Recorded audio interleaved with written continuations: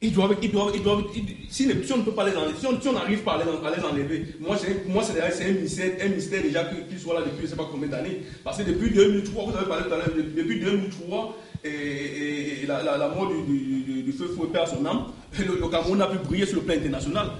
Après la mort, le demi-finale de la Coupe de la Confédération en 2003, moi je comprends pour les dirigeants, c'est les mêmes dirigeants qui nous reviennent tous les jours. À ce niveau, moi j'ai dit, il n'y a rien à faire, on doit complètement les changer, tous ces dirigeants. Mais mon problème, vous allez penser, pourquoi il dit mon problème, c'est pas là, regardons un peu, qu'est-ce qu'il faut faire? Si tant qu'ils sont là, comment on peut tirer dans notre épingle du jeu? Comment on peut rehausser le niveau du football camerounais? N'est-ce pas? Comment on peut faire la fierté de notre équipe nationale? Si ces joueurs viennent, comment ils peuvent nous aider? Constant, est-ce que la brutalité de cette sanction, 15 matchs, d'abord donnés par la commission de nomination et de discipline à Eto'o, est-ce que la brutalité des sanctions ne fait pas peur? Je pense que c'est une farce, toute cette sanction, avec tout le tapage qu'on fait autour. J'aimerais qu'on regarde le problème au fond. Mais ça fait depuis combien d'années qu'on laisse des footballeurs jouer et que des messieurs, parce que si cet agent n'existe pas, ça c'est une autre affaire, l'agent n'existe pas, mais cet agent est là, et c'est des personnes en arrière-plan qui prennent l'agent et font de cet agent mais ce qu'il ne fallait pas. Mais je pense, pour ma part, que la situation de Marrakech est une situation salutaire pour le football du Cameroun, et je pense qu'il est temps que les pendules soient remises à l'heure. Parce que on va beau dire il n'aurait pas dû refuser de jouer, il n'aurait pas dû faire ceci. Mais depuis combien d'années ça dure? Et on va toujours couvrir les matières fécales, si vous me permettez le terme des uns et des autres, et présenter toute une autre chose au public. Mais c'est pas ça. Il faudrait que, pour une fois, qu'on sache. Et regardez encore plus. Est-ce que la sanction que le Cameroun ou bien que la FECAFOOT doit payer maintenant, les manques à gagner que la FECAFOOT doit à la fédération algérienne, ce n'est même pas le 10e de la prime que ces joueurs auraient perçu. Ça veut dire carrément que nous sommes en train de tourner autour du pot. Et moi, mon analyse personnelle est même que cet agent a existé et cet agent a toujours été là. Pourquoi est-ce que c'est quand ces dirigeants ont remarqué que là c'était foutu, il n'y avait plus rien à faire, s'il n'y avait pas l'agent, les gars ne jouaient pas. Pourquoi c'est en ce moment que l'agent est sorti? On nous raconte, on a fait des dépêches au Cameroun, on a fait des dépêches ici et ici. Mais ça c'est une farce. Rostand, je voulais qu'on parle du staff technique. Au départ, à Marrakech, selon ce qui nous a été rapporté, c'est que Lavagne et ses adjoints étaient avec les joueurs. À un certain moment, ils ont été menacés par la FECAFOOT et ils ont tourné le dos aux joueurs et se sont mis derrière les dirigeants. Est-ce qu'aujourd'hui, l'équipe technique ne sort pas affaiblie pour n'avoir pas pu gérer ce premier scandale qui était leur baptême de feu?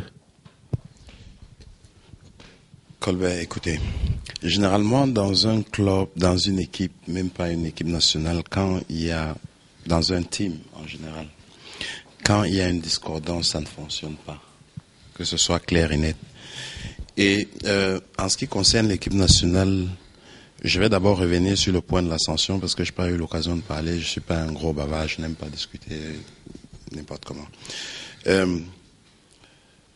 Si l'équipe nationale, si les gars ont grévé, ont refusé d'aller jouer, moi je trouve ça, excuse-moi, au début j'étais relatif, mais après avoir écouté les uns et les autres ici, j'étais peut-être peu informé. Moi je trouve ça complètement légitime, parce que c'était la dernière goutte d'eau, comme m'a dit tantôt mon collaborateur, qui a dépassé le vase. Alors, il fallait profiter d'un match comme celui-là pour taper la main sur la table et dire, écoutez, on ne peut pas continuer comme ça. C'est pour préparer le futur.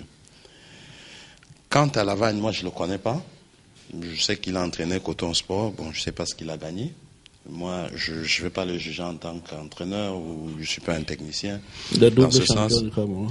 Double champion de Cameroun, c'est pas une raison, c'est Coton Sport, c'est l'équipe la plus riche du Cameroun, sauf si je me trompe. Et moi, je le connais pas très bien. Ce que je vais dire, c'est quoi à ce sujet? L'encadrement technique, tous ceux qui sont autour de l'équipe nationale du Cameroun, si ça continue comme ça n'avancera jamais.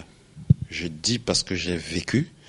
Et quant à la sanction qu'ils ont infligée à Eto'o, avant de corriger, moi, la place, je ne dis pas ceux qui ont donné cette sanction, le président de la fédération, j'aurais dû démissionner. Vous m'entendez? J'aurais dû démissionner pour la simple raison que c'est qu'il y a des gens qui n'ont pas honte. Ça, c'est mon avis. Parce que vous ne pouvez pas prendre une sanction, on ne fait pas objection et puis vous revoyez la sanction. Moi, je comprends pas. Là, c'est un débat un peu très, très compliqué. Il faut être prudent. Mais tout ce qui se passe, j'ai dit tantôt hier à quelqu'un, à un journaliste, que il m'a demandé un sujet par rapport à cette histoire de l'équipe nationale. Moi, je l'ai répondu sèchement. L'époque où les anciens footballeurs ou des gens qui ne connaissent pas le football professionnel s'y mêlent est révolue. Le football a changé. C'est une affaire de beaucoup d'argent. Si, il faut une qualification autre que le football. C'est pour ça que vous ne voyez plus les anciens footballeurs, managers de clubs, ou bien vous voyez Nelling, on cherche quand même quelqu'un qui a étudié, ou bien qui a appris quelque chose d'autre en dehors de se focaliser seulement avec les jambes, là. Ça ne suffit pas. Et c'est un tas d'incompétents. Je vous assure, moi j'ai eu à discuter avec des gens en sélection plein de fois. On est assis, on bavate. À n'importe quel sujet, ils cherchent juste à avoir de l'argent et ça ne peut pas. En tout cas, le football n'évoluera pas au Cameroun dans les 10 prochaines années. Ça continue dans ce sens. Nous marquons une petite pause et nous revenons avec la deuxième partie de ce débat. Merci.